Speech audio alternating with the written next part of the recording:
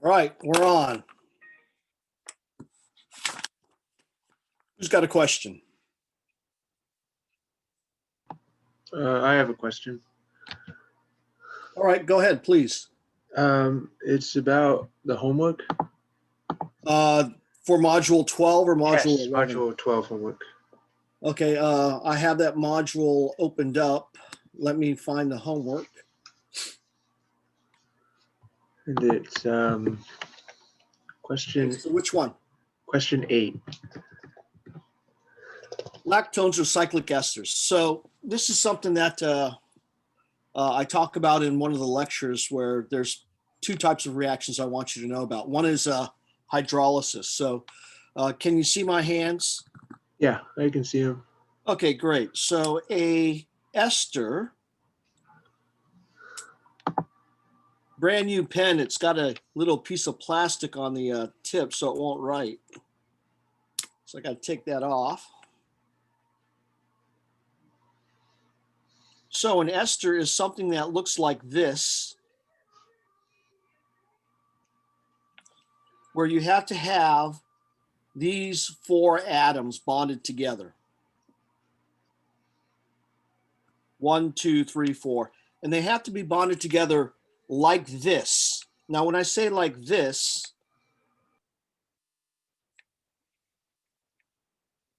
is also like this.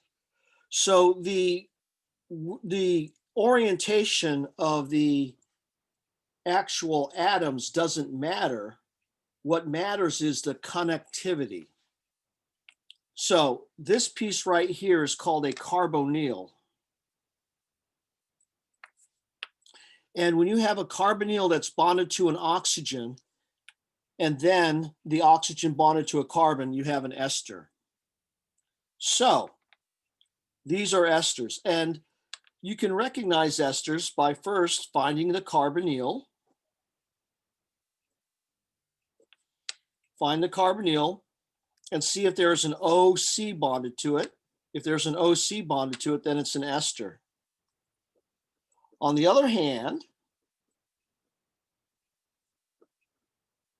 if you find a carbonyl and there's not an OC bonded to it, then it's not an ester. And in fact, this one is called a carboxylic acid. Okay, is that clear for what an ester is, people? Are we good on that?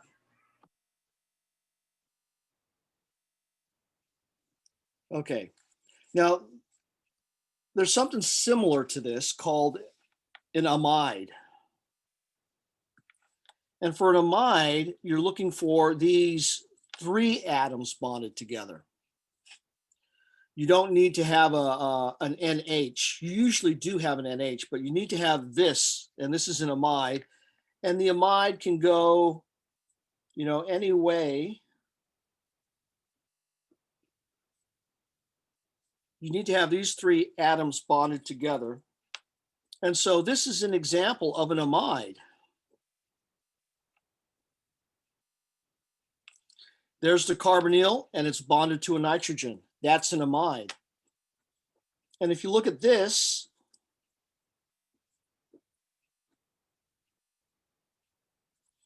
that's the carbonyl.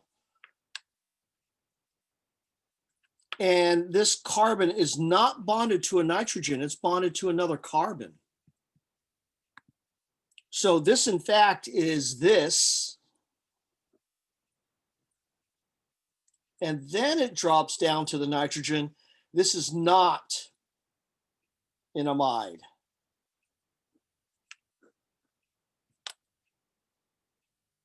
Is that clear for the amides, that you have to have a carbonyl bonded directly to a nitrogen? Okay, great.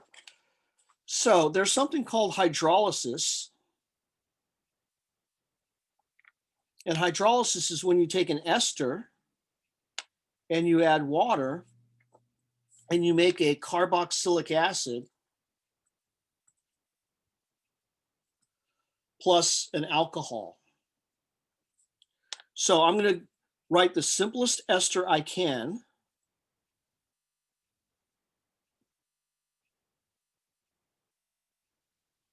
that will be informative.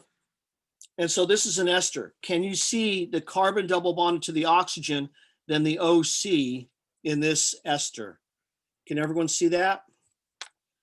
Carbon bonded to the oxygen, then the OC. So that makes this an ester. Now, whenever you react esters with water, they always break right here.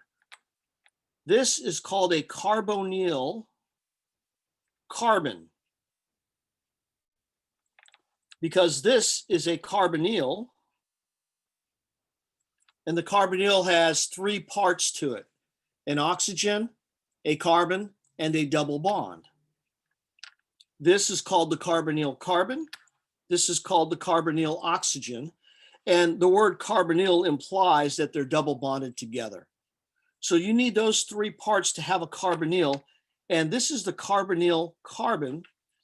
And the carbonyl carbon, where it's bonded to this oxygen, that is where every ester breaks when you hydrolyze it. This has been well studied.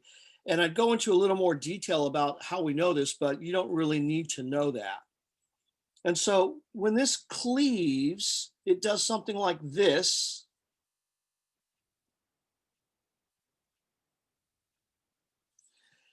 Now, this is not the answer.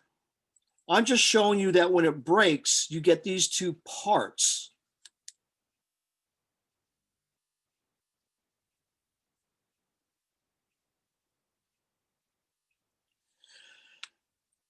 Now, the water also breaks apart into 2 pieces, an H and an OH. The OH always adds to the carbonyl carbon, and the H always adds to the other oxygen. And these are your 2 products, and this is a carboxylic acid, and this is an alcohol. So that is how you break apart an ester. In amide, you do the same thing. So here's a simple amide. We're going to hydrolyze this. And this one also breaks between the carbonyl carbon and the nitrogen, not the oxygen, because there's no oxygen here.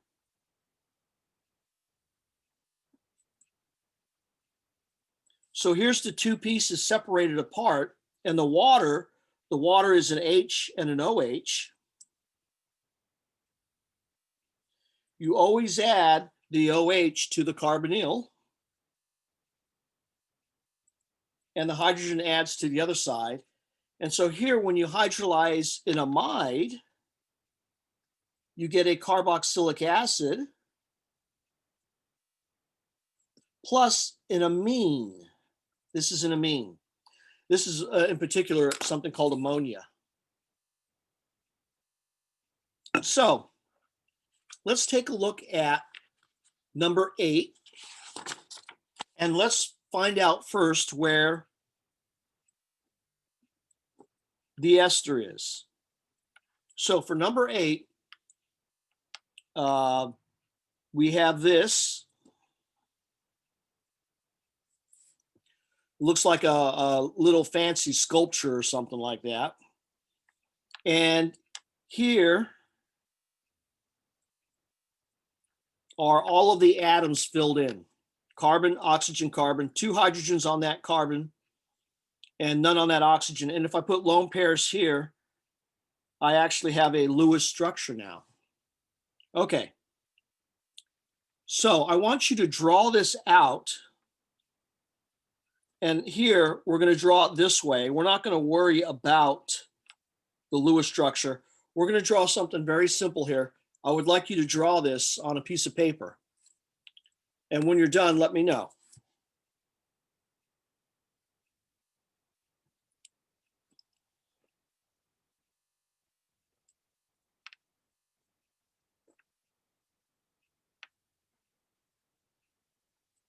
Okay, great.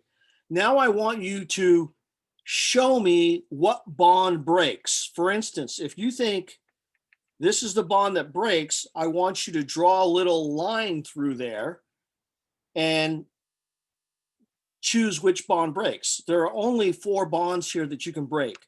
This one here to the left, this one to the right, this one on the bottom, and the double bond on top. So pick the bond that you think will break. When you're done, give me a thumbs up. Or if you're frustrated and you don't know the answer, give me a thumbs up. All right. So for an ester, it always breaks between the carbonyl carbon and the oxygen. So here's the carbonyl carbon, here's that oxygen, this is where it breaks. So this one would be wrong. Now I'm going to draw this with that bond broken.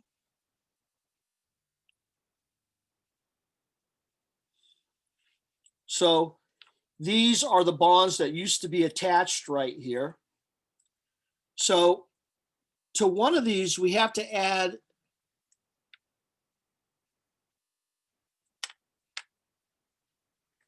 OH or HO, and to the other one, we have to add hydrogen. So I want you to draw this now, and I want you to add the proper thing to the proper place. When you're done, give me a thumbs up. Or when you're at a point where you just don't know what to do, give me a thumbs up and I'll show you what to do.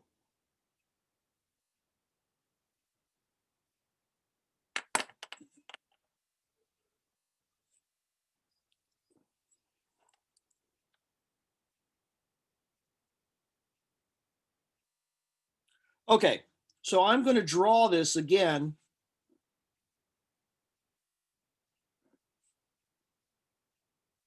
And this used to be a bond between these two atoms here, this oxygen and this carbon. But it is now broken. So we know that the OH always gets attached to the carbonyl. So if we do this, this would be wrong. Because I say OH gets attached. This is wrong because this makes it look like the hydrogen is bonded to the oxygen and to the carbon simultaneously. And you can't have that. So we want to use an HO to show that the oxygen is bonded to the carbon. Now, what happens to the other piece of water? It just bonds here. So this is the answer to the problem. Now we can draw this so it looks a little better.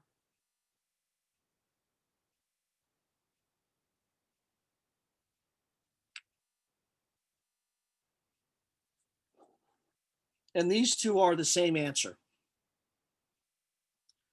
So let's try again. This is a totally acceptable answer right here. So let's try again.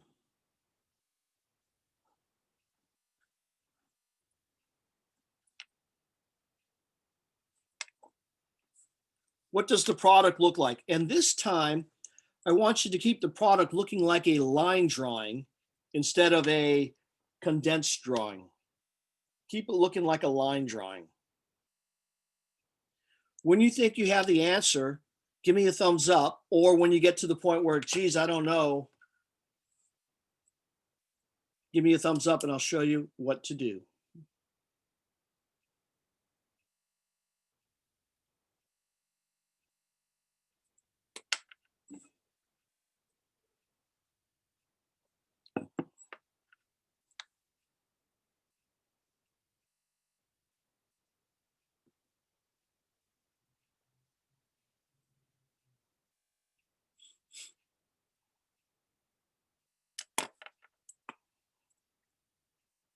Okay, so let's take a look.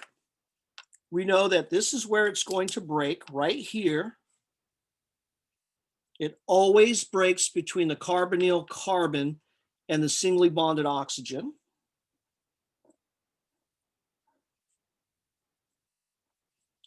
And we know that the HO or OH always adds to the carbonyl. So I'm just going to do this. And we know that the H always adds to the other side. We're done. And it looks like a line drawing. Okay. So Let's practice yet again.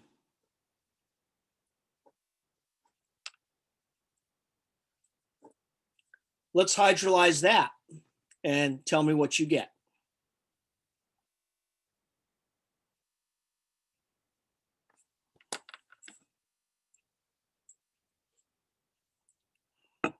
Give me a thumbs up when you're done.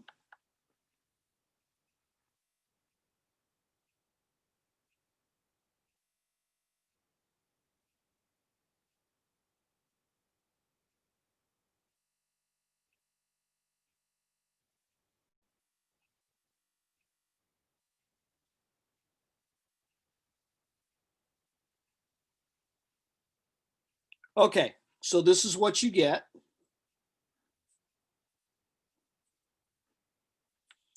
This is where it breaks. And you always add the OH to the carbonyl and an H to that oxygen, and we're done. So this is the ester functional group undergoing ester hydrolysis, and you can see that time and time again, it reacts the same way, regardless of the ester. So if we had another ester that looked like this,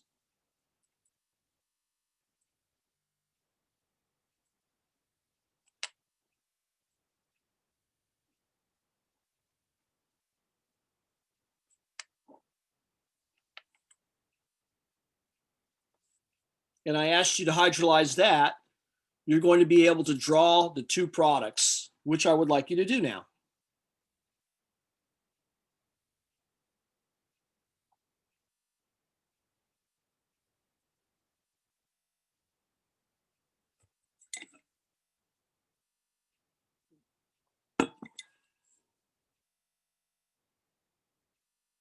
Give me a thumbs up when you're done.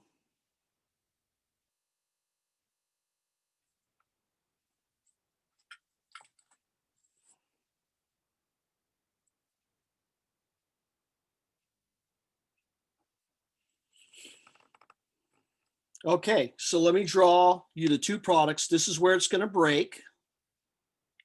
So this time it doesn't break to the left, it breaks to the right, but it breaks in the same place. That is to say, between the carbonyl carbon and that singly bonded oxygen.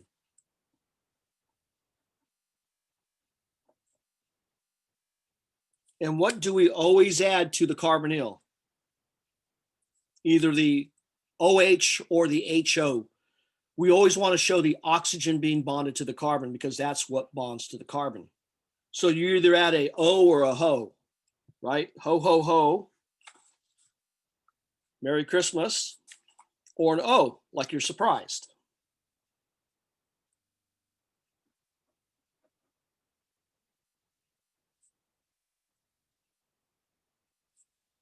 And there you go. Now, the big difference between these types of reactions is that in this reaction, we get two products. In this reaction, we get one product. Why do we only get one product? And the answer is that the end of this guy is attached to the end of this guy through bonds. So that's it. But you still have the same reaction.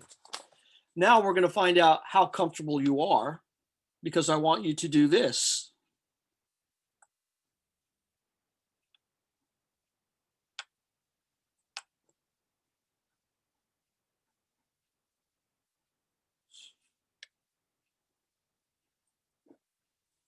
I'd like you to hydrolyze this amide and draw the two products that you're going to get. I know there's going to be two products because the ends don't attach to each other. When you're done, give me a thumbs up.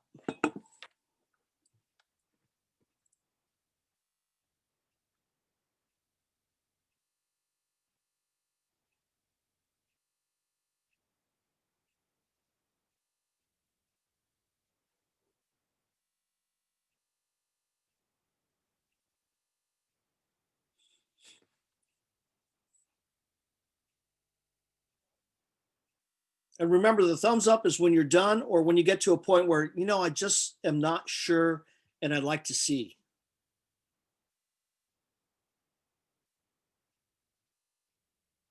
Okay, So this is where it's going to break between the carbonyl carbon and this nitrogen.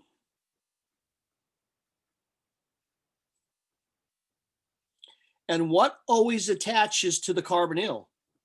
The OH from water.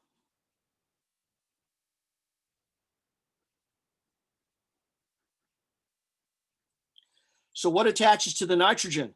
Well, if we've already used the OH, then the hydrogen attaches to nitrogen. Now I could put the hydrogen right next to that nitrogen like I did up here, but I'm going to do this because this nitrogen shows its bond. But it would not be incorrect just to put the hydrogen right there on the nitrogen. So these are the two products made from the hydrolysis of an amide. Okay, are there any further questions about the hydrolysis reaction? It's one of the reactions I'd like you to be able to make predictions about. That is to say, make predictions about, well, here's what the two products look like. Or maybe even tell me, when we hydrolyze this, here's how many things we get. Here, you hydrolyze this, you get 2. Here, you hydrolyze this, you get 1. So I would like to be able to ask you questions like that on the exam, which will be Wednesday, or no, Tuesday, with the final being Wednesday. So are we good on this one? If we're good on this one, give me the thumbs up. You should know the reaction with esters and with amides. All right, very good. It's kind of fun after a while, don't you think, trying to figure out how it breaks apart? I think it is. What you're going to find is if you take a year of organic chemistry, you'll actually find out how it actually breaks apart, which is far more interesting than actually predicting the products. Because when you know how, you'll be able to actually get the products, but also understand why it does what it does. Okay. What's next? Anyone else have another question? Yeah, I have one more, just a clarifying question. Sure. So on question 4, you say draw one structural isomer of each. Is that just the structural one after the Lewis structure? A structural isomer is one that Just- differs in structure. Okay. Oh, When we look at isomers, there are two basic types. There's a structural, which I actually like to call constitutional, but I think our book calls it structural. And then there's not geometric, there's stereoisomers. So structural isomers differ in how things are bonded together. Stereoisomers differ in the orientation of the atoms. So for instance, these are structural isomers. They both have the formula C2H6O, and yet the atoms are bonded together differently. That makes them structural isomers. Now, these are stereoisomers.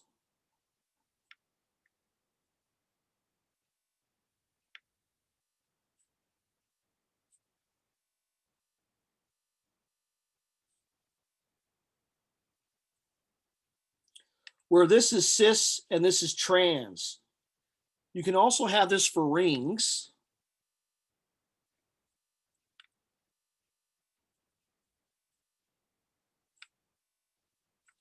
This would be cis.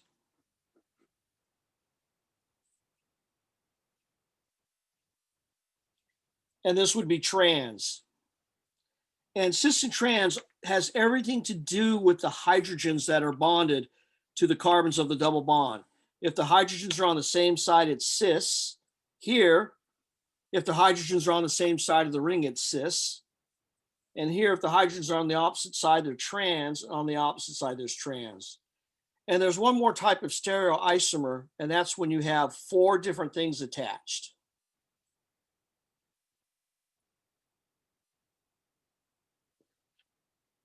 And this will have a non-superimposable mirror image that'll look just like it, but it's slightly different.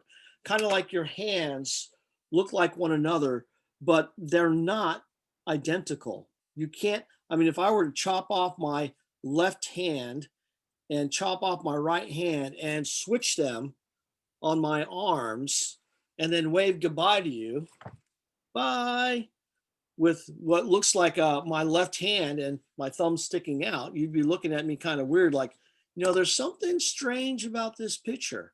So these look identical, but they're not. They're mirror images of one another. So if you can imagine, if there were a mirror that this guy were facing, what would it see in the mirror? It'd see this guy. So they're called non-superimposable mirror images, and they just need 4 different things attached to them. For instance,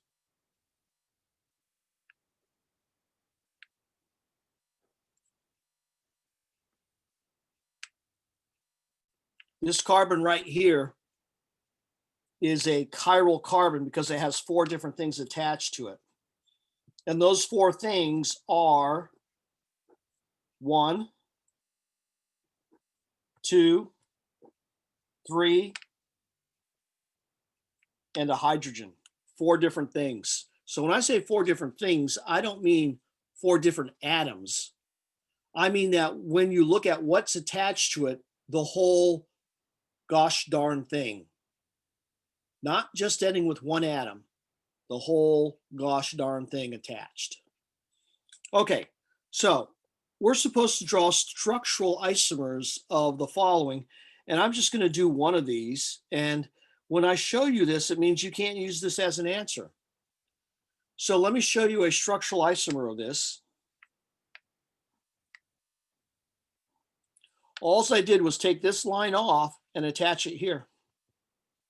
And this is a structural isomer. So let's take a look at the formulas of each of these. This one above has a carbon here, a carbon here, a carbon here. This has 3 hydrogens, this has 3 hydrogens, and this has 3 hydrogens, because that's the rules for line drawings, is that every line is a bond. And if you show an atom at the end of that bond, that's the atom that the bond goes to. If you don't show an atom, it's a carbon. And every carbon has to have 4 bonds. And when you are making the decision about what else is bonded to that carbon, the answer is only one answer: hydrogen.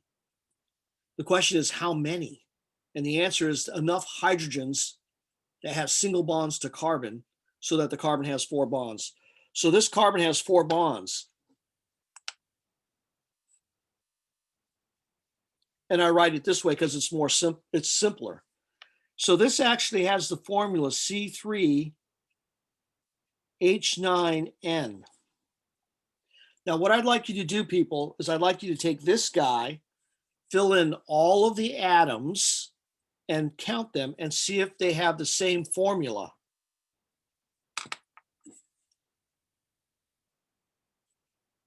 Oh, and I forgot one thing here. Nitrogen has to have 4 bonds, so we have to put a hydrogen there.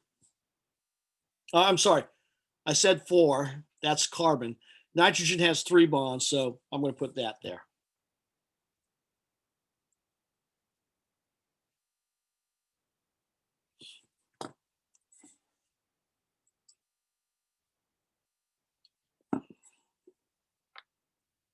So when you're done filling this in and figuring out the molecular formula, let me know.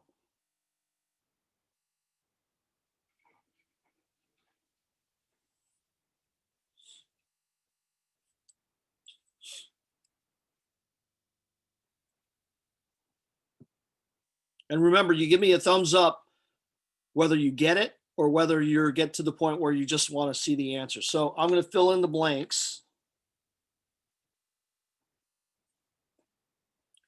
So that's the first thing that I'm going to fill in. And then I'm going to go ahead and write the hydrogens in like this. So you can see 4 bonds to that carbon. You can see 4 bonds to that carbon. And you can see 4 bonds to that carbon. So if we count the carbons, 1, 2, 3. Hydrogens, 1, 2, 3, 4, 5, 6, 7, 8, 9. Nitrogen's 1. So these are the same thing. So in these Lewis structures, you want to make sure carbon has 4 bonds, and you want to make sure nitrogen has 3 bonds. So you can't use this as an answer now. You have to use something else. And I think you can kind of figure it out. So we could do the same thing for some of these others. For instance, what could we do with this guy?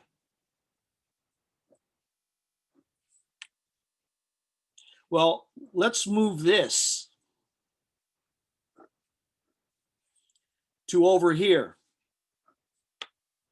So are these guys different? And the answer is they're the same. So that's not going to work. Is there something else we could do? Could we move this guy to that end? Okay, so that's the kind of game that you want to play with these.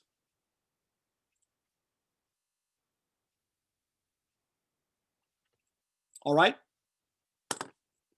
So I'll leave the rest for you to look at, but we're looking for, in problem number 4, one structural isomer for each of these. There are usually more than one structural isomer for each of these.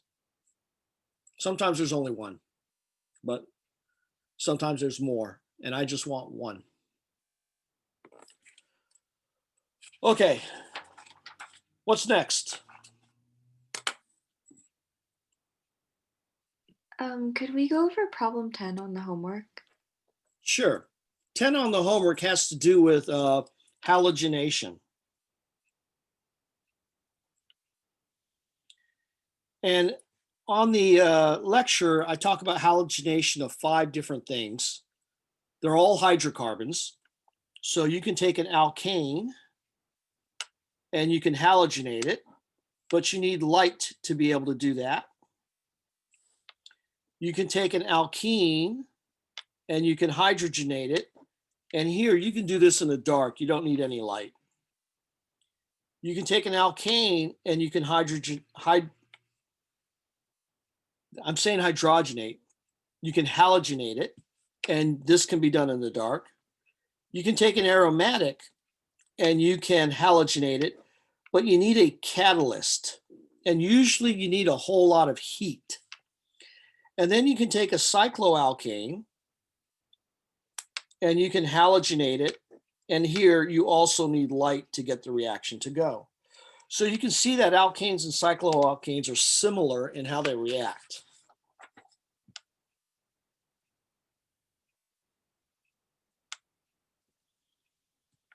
So if we look at an alkane, this is an alkane, and we're going to halogenate it with chlorine.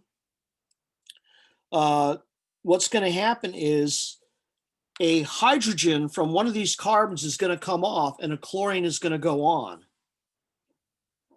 So this is one of the possible products where we take a hydrogen off of the end and put a chlorine there instead.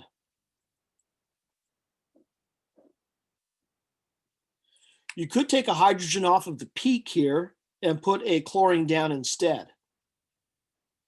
And you could take a hydrogen off of this end and put a chlorine down instead, but it would just be this written backwards. So this is how you halogenate a alkane. It's the same thing for an alkene, or excuse me, a cycloalkane.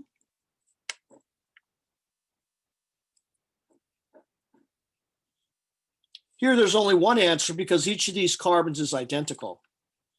However, if you had something like this and you halogenated it, you would actually get 3 different things. You could get the chlorine on that end. Whoops. You could get the chlorine there. Let me wipe this out. Or you could get the chlorine here.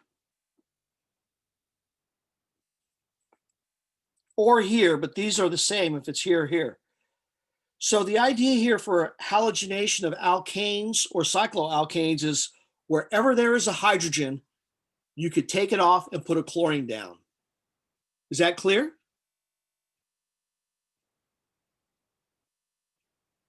So The question then begins, how do I know there's a hydrogen there? Well, right there, since there is no label for the atom, it's a carbon. And since I only see 2 bonds to it, I know there's 2 hydrogens bonded to it. So therefore, I know it has a hydrogen. Right here, I know that's a carbon. I only see 3 bonds to it. Therefore, there must be 1 hydrogen bonded to it. So there it is. So here, let me ask you, what are the products, possible products, when you halogenate this guy?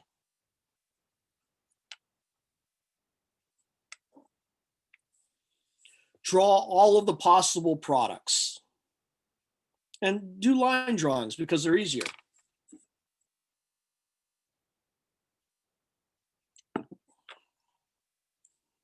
When you're done, or you get to the point where, geez, I really kind of want to know if I'm doing this right, just give me a thumbs up.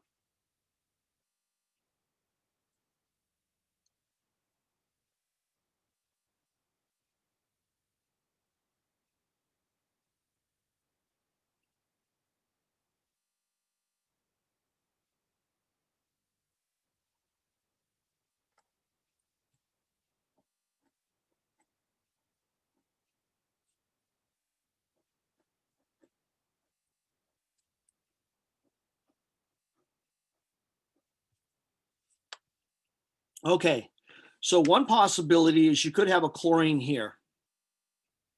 Or you could have a chlorine over here where my finger is. They would be the same thing. Now I have the chlorine going up. I could have drawn it going down just as well. It doesn't matter. You could have a chlorine there or there. That's the same thing. And you could have a chlorine there. So those are the 3 possibilities.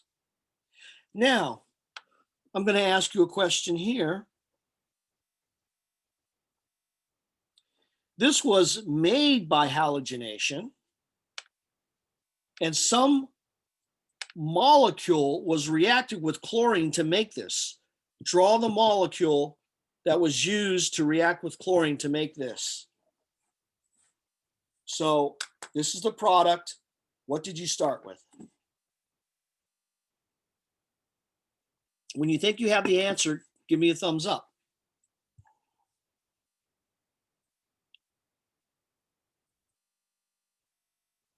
Okay.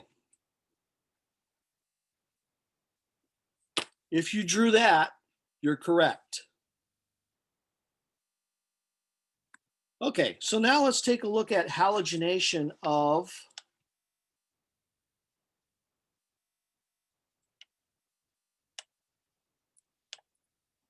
aromatics. So when you halogenate aromatics, you add a catalyst. So if you're halogenating with chlorine, you use FeCl3. If you halogenate with bromine, you use FeBr3. If you halogenate with iodine, what do you think you use? That's correct, FeI3. Okay, now for this, you can get 3 possible things. You can get that. You can get that. And you can get that. Basically, wherever there's a hydrogen bonded to the ring, you can take it off and replace it with the chlorine. You'll notice right here where I'm drawing a dot, that dot has 4 bonds to it. That means that that carbon does not have a hydrogen bonded to it. That's why you don't see a chlorine attached to the 12 o'clock position. But these are the 3 products that you could get. So that's halogenation of an aromatic. Now let's look at halogenation of an alkene.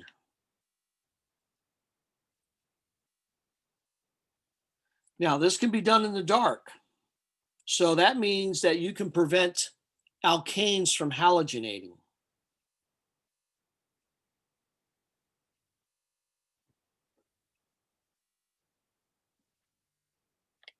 So this is an alkene, carbon-carbon double bond. You add chlorine and you get this. So you'll notice what happens here is that the double bond disappears, and to each of these carbons that participated in the carbon-carbon double bond, they now have chlorines attached to them. And that's the reaction. So if I told you that this was the product of some sort of halogenation of an alkene, what would you draw for the alkene over here?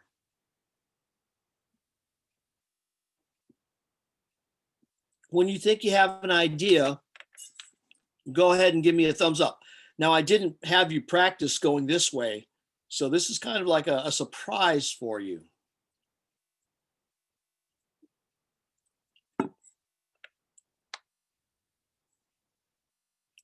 Okay, great. So we know that the alkene is not going to have the chlorines on it, so I've taken them off. But we also know that where the chlorines show up, there used to be a double bond on the molecule. And there's your answer. That and that make that. Okay. So let's take a look at this.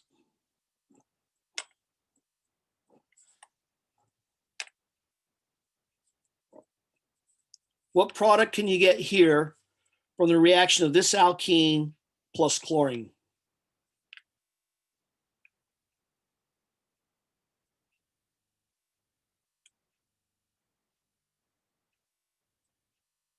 When you think you have your answer, give me a thumbs up.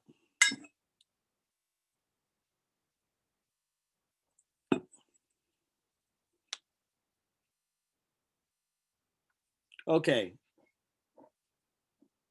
So now we're getting used to the idea that the double bond goes away. But when I say the double bond goes away, what I really should be saying is the pi bond goes away, the sigma bond stays. And you put chlorines on either side. Does that look good? Okay. Now here,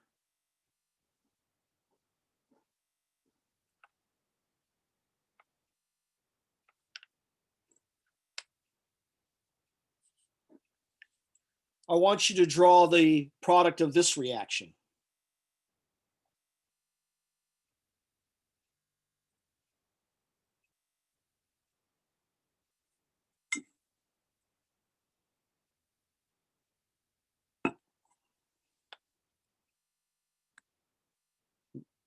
So we all have the answer?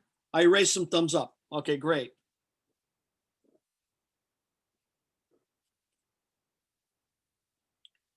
If you had this drawn, it's correct.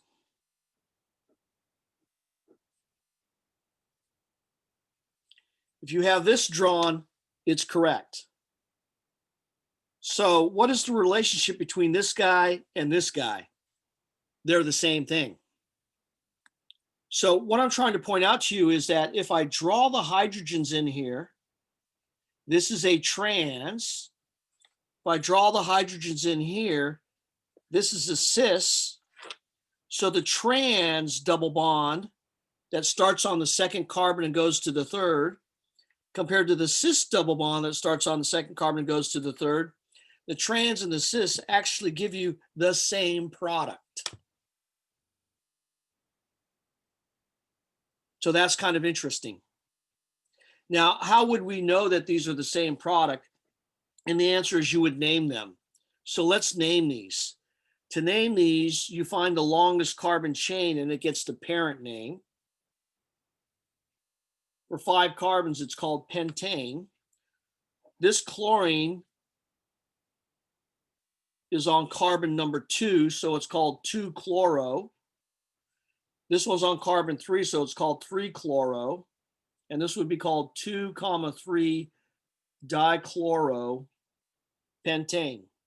Here, same thing, 2,3-dichloro-pentane. And the deal is if they have the same name, they're the same molecule. This would be called trans 2-pentene, and this would be called cis 2-pentene. So can you see that the names are different? Therefore, they're different molecules.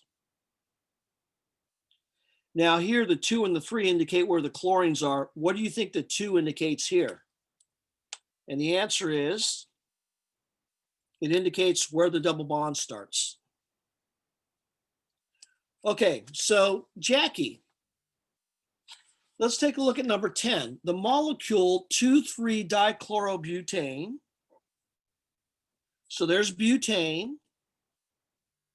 Here's 2,3-dichlorobutane. And there's an alkene, and actually 2 of these, that can be used to make this guy. Do you have an idea of what might be one of the alkenes?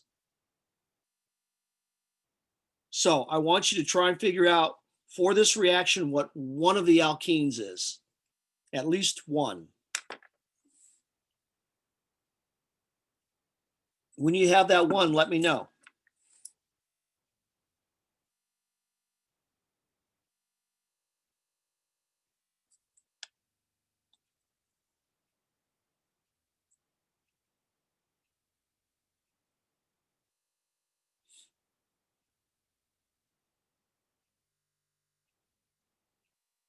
Okay, now I'm going to do something different.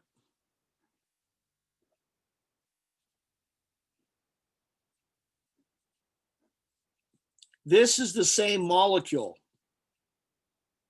1, 2, 3, 4 carbons, that's a butane. 1, 2, 3, 4 carbons, that's a butane.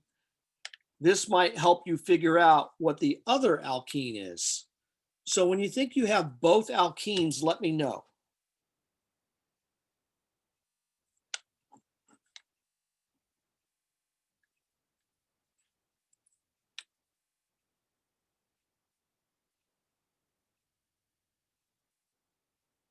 Okay, for alkene 1, if you had this, that's what I was hoping you would have. For alkene 2, if you had this, that's what I was hoping you'd have. And the difference between these two is if we put in the hydrogens, we can see that this one is the trans and this one is the cis. All right. So what do you think, Jackie? Is that pretty tricky? You don't think that's tricky? I thought it was tricky. 2 different alkenes, and you distinguish them because you got a cis and a trans. Oh, come on, Jackie. You know that's tricky. You would have been looking at that forever to find out the answer if I hadn't told you, right? No? Okay. What's next? Okay, so let me tell you how good you have it right now, because you are going to have a quiz on Friday over module 12, the this chapter here, and your focus on this is going to be first of all, recognize functional groups.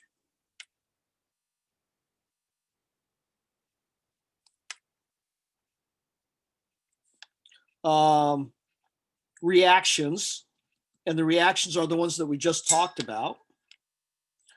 You also want to be able to work with isomers, and you want to be able to draw if given a name. And you want to know the reasons for so many carbon compounds.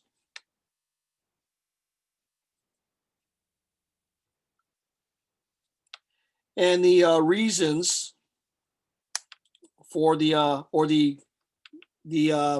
do I say this? Why there's so much structural diversity in carbon. So these are the things that you want to know for the exam, and these are also the things you want to know for the quiz that you're going to have on Friday. We haven't gone over recognizing functional groups yet. We haven't gone over draw if given a name. And I'm not sure if we've gone over isomers yet. But we have gone over the reasons, the structural diversity, and now we've covered reactions. So let's get looking at the rest of this, okay? Unless you have other questions. Okay, so functional groups, I'm going to go over this quickly. You need to be able to identify, actually we did cover this, didn't we? Or did we not? Let me know. Did we cover this?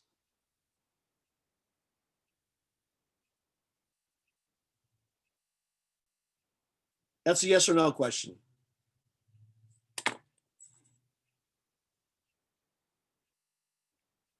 Okay, so let's go over the hydrocarbons first. So a hydrocarbon is not a functional group. It's just like a supergroup. You got the alkanes. So here's an example. You got the alkenes. So here's an example. You got the alkynes. So here's an example. You got the aromatic. So here's the example. And you got the cycloalkane. And I'm going to draw a house because that's a nice one. So these are these functional groups. Now, the ones that are easiest to pick out are the aromatic because it has a 6-membered ring with what looks like 3 double bonds inside of it. The alkyne is pretty simple because it's a carbon-carbon triple bond, and an alkene has a carbon-carbon double bond. Okay, so those are all hydrocarbons. Then there's the carbonyls. And then there's the others. Let's look at the others first. There's something called an alcohol. And this is an example of an alcohol. And for an alcohol, you want to have a COH. COH. There's an ether. And this is an example of an ether. For an ether, you want to have a COC. There's an amine. And for an amine, here's an example of an amine. You want to have a carbon bonded to a nitrogen. And then there's an haloalkane, also called an alkyl halide. And basically, you want to have a halogen bonded to a carbon. So normally we write CX for that, where X is a halogen. So these are the others.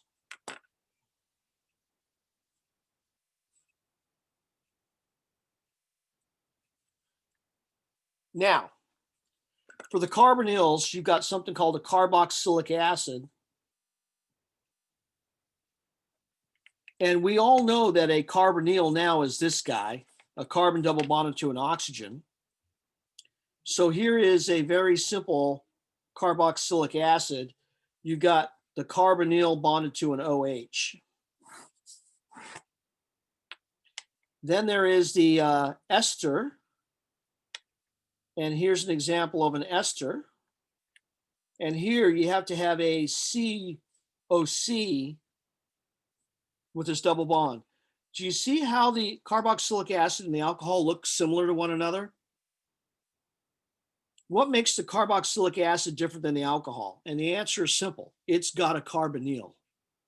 That makes all the difference in the world.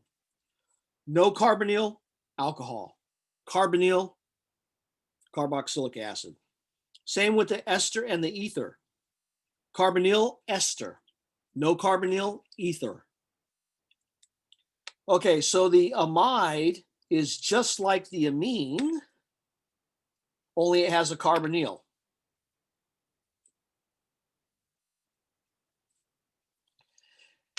Let's see. There's also something called a ketone.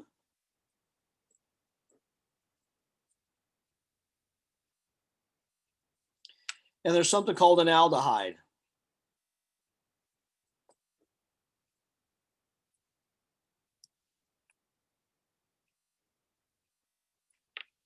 Usually for aldehydes, I put a hydrogen there so you can see easily that it's a carbonyl bonded to a hydrogen.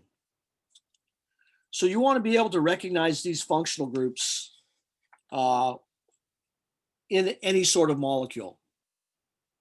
So what we're going to do here for a little bit of practice is I will be drawing molecules on this piece of paper. You'll draw them also, and we'll identify functional groups.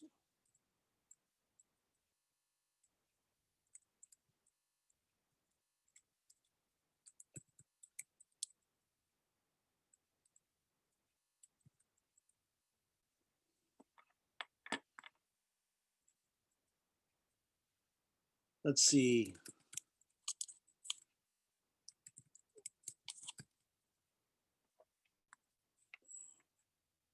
Okay, so here's a structure.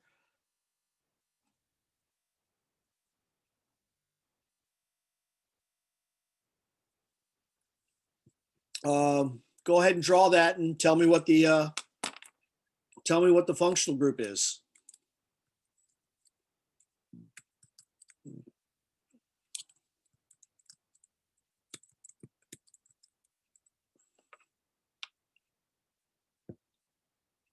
When you think you know, tell me, or give me a thumbs up, I should say.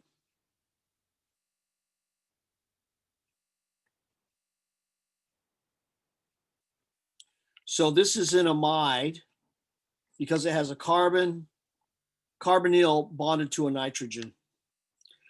This is something called ibuprofen. Maybe you've heard of it.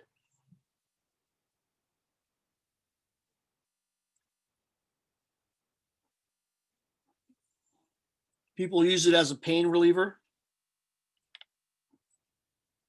And when I ask you to identify functional groups, you can call this an alkane. But if you do that, you're going to have to call a whole lot of different things alkanes. So leave alkanes out of it. So what are the functional groups here? And what normally when I ask you to identify functional groups, I want you to circle it and name it. So draw this molecule, circle and name the functional groups. When you think you're done, give me a thumbs up.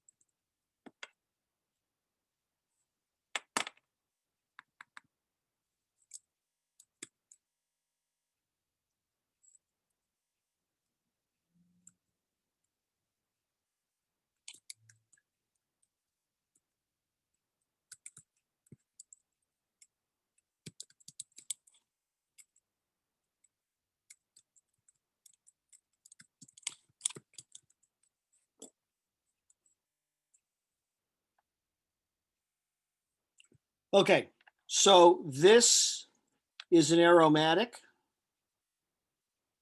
and this is a carboxylic acid.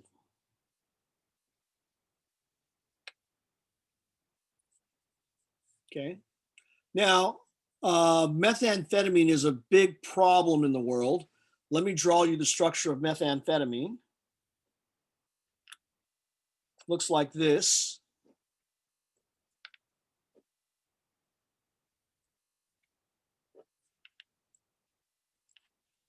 So circle and identify the functional groups in methamphetamine.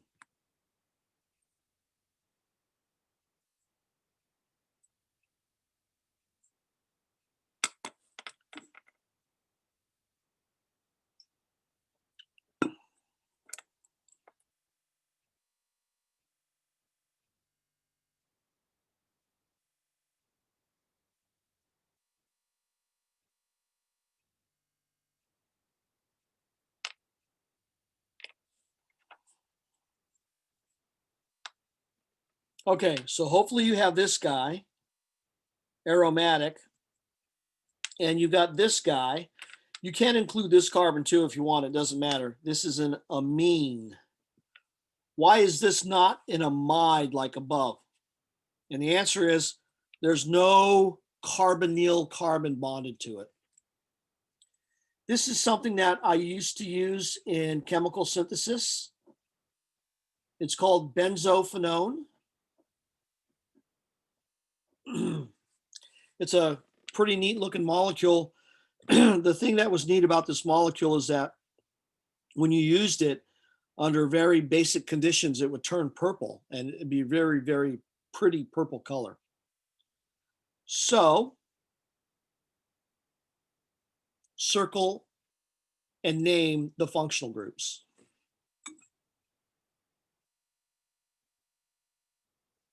When you're done, give me a thumbs up.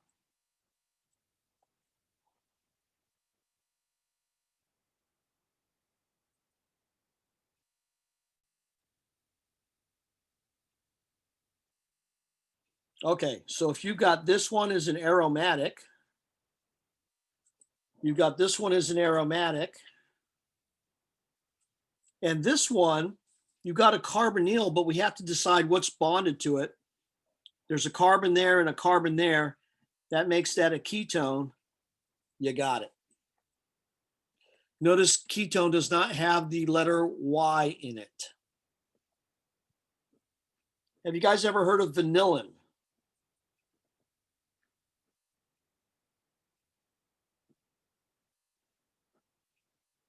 Vanillin is the molecule that gives vanilla its flavor, and this is it. Circle and identify the functional groups in vanillin.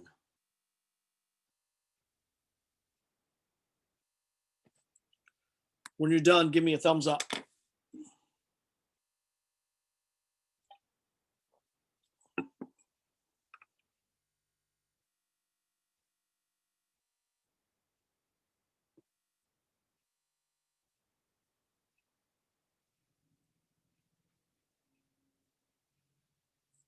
Okay, so by now you must be completely pleased with yourself that you can recognize aromatics.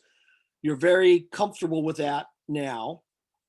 Here you've got a carbon-carbon double bond. That's an alkene. And here you've got a C double bond O H, which makes that an aldehyde.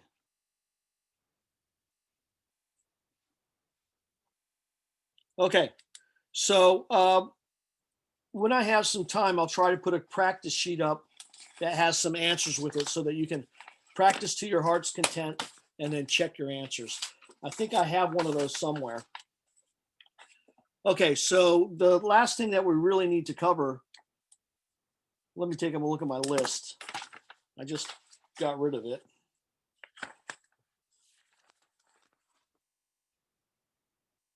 Isomers and how to draw something if given a name. So let's do the how to draw something if given a name first, okay? Because that's really easy.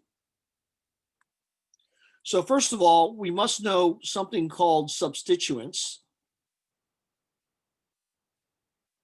These are branches off of molecules. And the different substituents you want to learn are methyl, which is a CH3, ethyl, which is a CH2CH3, propyl, which is a CH2CH2CH3, isopropyl, which is a CH3CH3. These two look similar, 3 carbon units, but the propyl is attached to an end carbon, the isopropyl to a middle carbon. You should know this. Chloro is a chlorine. Bromo is a bromine. Iodo is an iodine, and fluoro is a fluorine. So these are substituents that you can find on molecules. And I'm going to back it up just a little bit from here, and I want to talk about straight chain alkanes.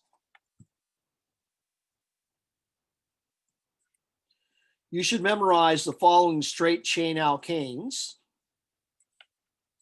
CH4, a chain of 1, so it's not really a chain, it's a link, is called methane.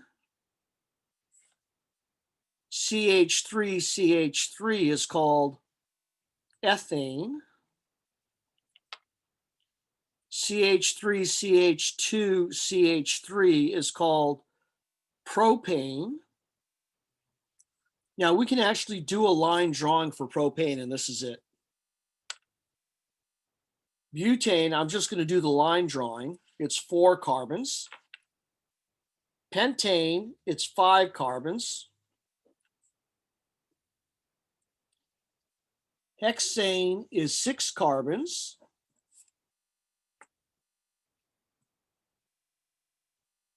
Heptane is 7 carbons.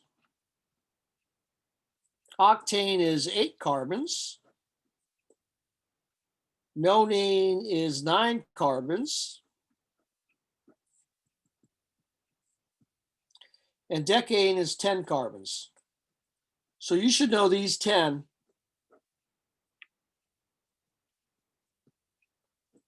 without a problem. These are straight chain alkanes, and you can find this in my lecture. So now that we know the straight chain alkanes and we've seen the substituents, let's write some names out and draw the molecules. So here's a molecule that's interesting, 2,2-dimethyl pentane. So I'm going to have you write that name out and then we'll draw it.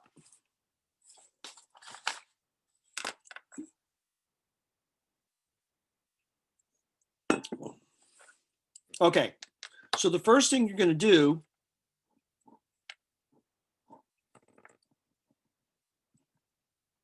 is you're going to draw the pentane. This is called the parent name.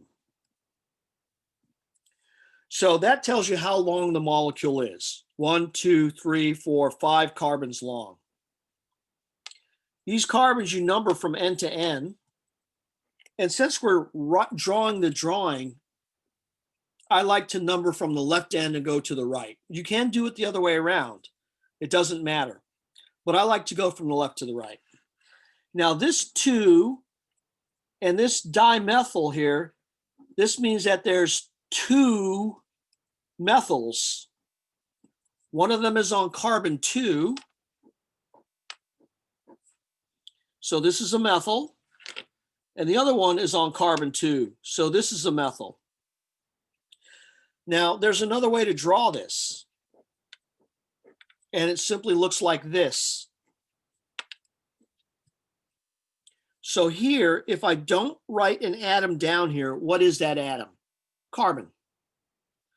And if I have only a single bond shown to that carbon, what else is bonded to that carbon? The answer is 3 hydrogens. So this is a simpler way to draw it. So I'm going to do that over here. You draw the parent, and then you add the substituents, and you're done.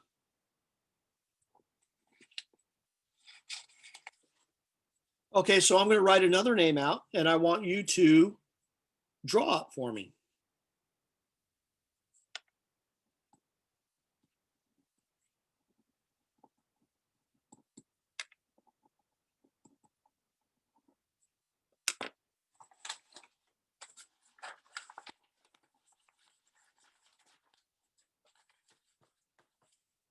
When you're done, give me a thumbs up.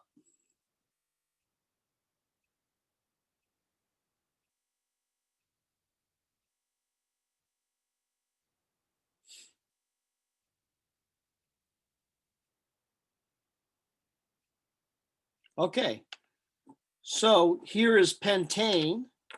This is carbon 1, this is carbon 2, so that's a methyl. This is carbon 1, that's carbon 2, and that's a methyl. So there you go. Now I want you to draw 3-ethyl 2-methyl pentane. Now remember, an ethyl is this. That's an ethyl. So you could draw this. That's an ethyl. What would be a better way to draw it? And the answer would be do something like this. That's an ethyl. It's much simpler to draw. So draw for me 2-ethyl 2-methyl, or I'm sorry, I said it wrong. 3-ethyl 2-methyl pentane.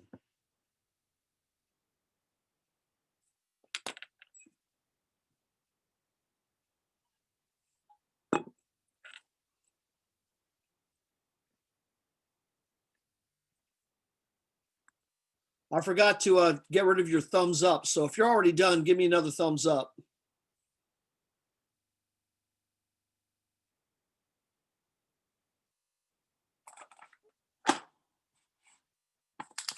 Okay, so pentane is this guy. 1, 2, 2-methyl.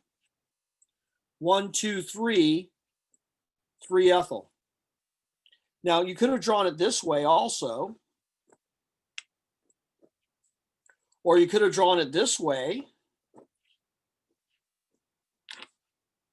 or you could have drawn it this way. These are all the same molecule. Okay. Now, when you're taking a test and you want to make it easy for Tony to grade, are you going to pull some sort of garbage like this? That's a yes or no question. No. Are you going to do something like this where the numbering goes from left to right and it's easy to see what's what? Yes. How about this? Is that easy to see what's what? It sure is. How about this one? You bet your bippy. These two are as easy for me to read as one another. Okay, now I'm going to give you an interesting one.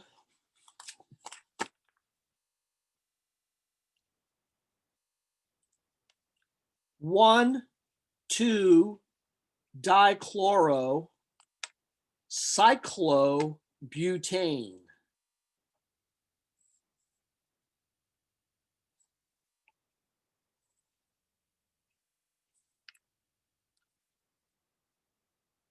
So let me show you how to do this one. First of all, there's butane, 4 carbons. But when we add the cyclo, we have to close the loop, 4 carbons. Now, 1,2-dichlorocyclobutane means you're going to have 1 chlorine on carbon 1 and 1 chlorine on carbon 2. So which one do you want to choose as carbon 1? I'd like to start here. 1,2-dichlorocyclobutane. So now I'd like you to draw 1,3-dibromo cyclopentane. And try and make it look good, folks, okay?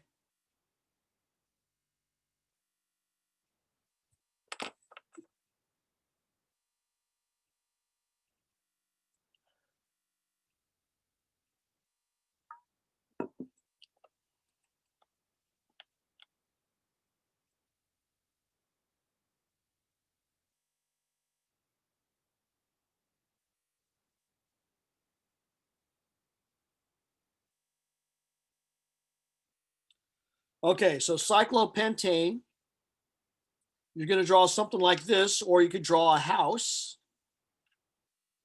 And I'm going to call this number 1, and it's a bromine, and this is number 3, and it's a bromine, and so there you go. You could have also drawn this, and it would be the same thing. 1, 2, 3.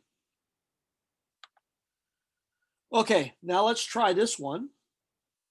We're going to go with 1,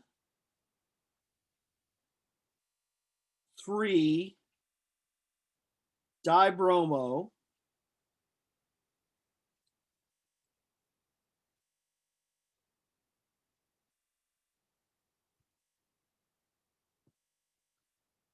Four, 5 dichloro, 2 iodo, cyclopentane.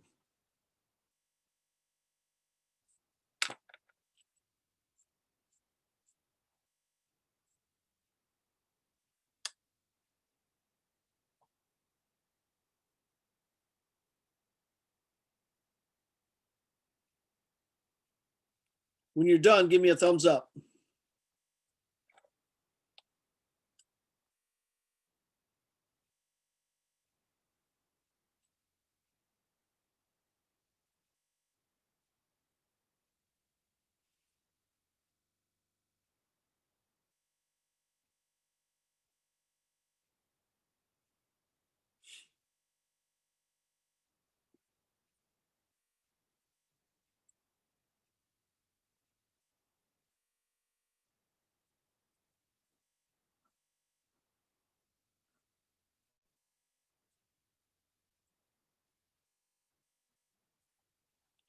Okay, so just like here, this is 1,3-dibromo, 1,3-dibromo, 2-iodo,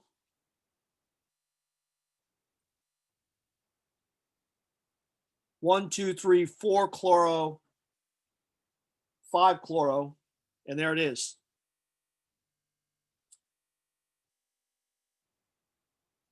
So that's it. That's how you draw the structure if given the name. Does it look pretty easy? What do you think?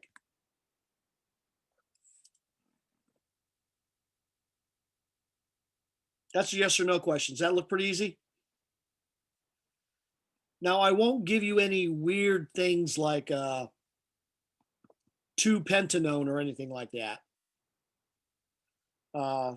It'll be simple alkanes and cycloalkanes with simple substituents on there.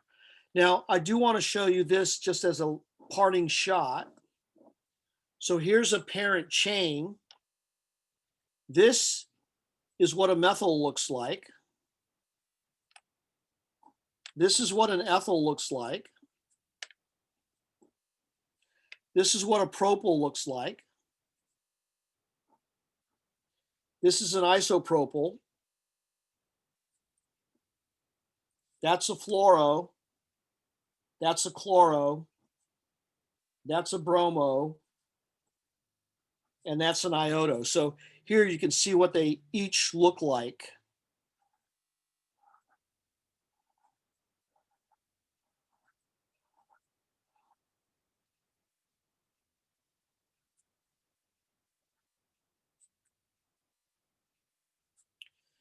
And my parting shot here is when you say iodo, you have to shrug your shoulders. Iodo. Capiche? Now, I will tell you one more thing about the coming of the end of the semester here. Normally, we would do an aspirin lab this week. And I'm not going to make you do one this week. So there'll be no assignment, nothing for you to watch. The point of the aspirin lab is to help you with identifying functional groups, to help you with understanding how to hydrolyze esters, to help you take line drawings and figure out what the molecular formula is and all of that stuff. But you have good practice for that in your homework, so I don't feel so bad about leaving that out. Although I do think it's pretty exciting for a student to come into a chemistry class and leave saying, you know what, I made aspirin. You know how many people in the world have made aspirin? Far less than 0.1%. So you would be in an elite class if you made aspirin. But that's not going to happen due to the nature of our current conditions. So there will be no more lab assignments, no more lab notebook to work on. The last thing you're going to do is that gas lab. And the gas lab, if you watch the video, it should have everything that you need to write up in the gas lab note for the notebook. We're going to have a quiz on Friday for this last module about the carbon-containing compounds. We will also have an exam on Tuesday. Normally, the exam would be Friday of this week, but I'm going to let you take it Tuesday of next week. And then the final is Wednesday of next week. The last exam does cover chapters or modules 10, 11, 12, which means valence bond theory and molecular orbital theory, also gases, also carbon. Do y'all have any questions about what's coming up and going to be, what your assignments are going to be for the rest of the semester? The big things are quiz Friday, exam Tuesday, final Wednesday. 1, 2, 3. Quiz Friday, exam Tuesday, final Wednesday. Capiche? All right. Thanks for listening. Thanks for calling in. And turn off your mics. Say goodbye to everybody. Bye, everyone. Hi, everyone. Okay. Bye. Bye-bye. Bye. Go. Bye.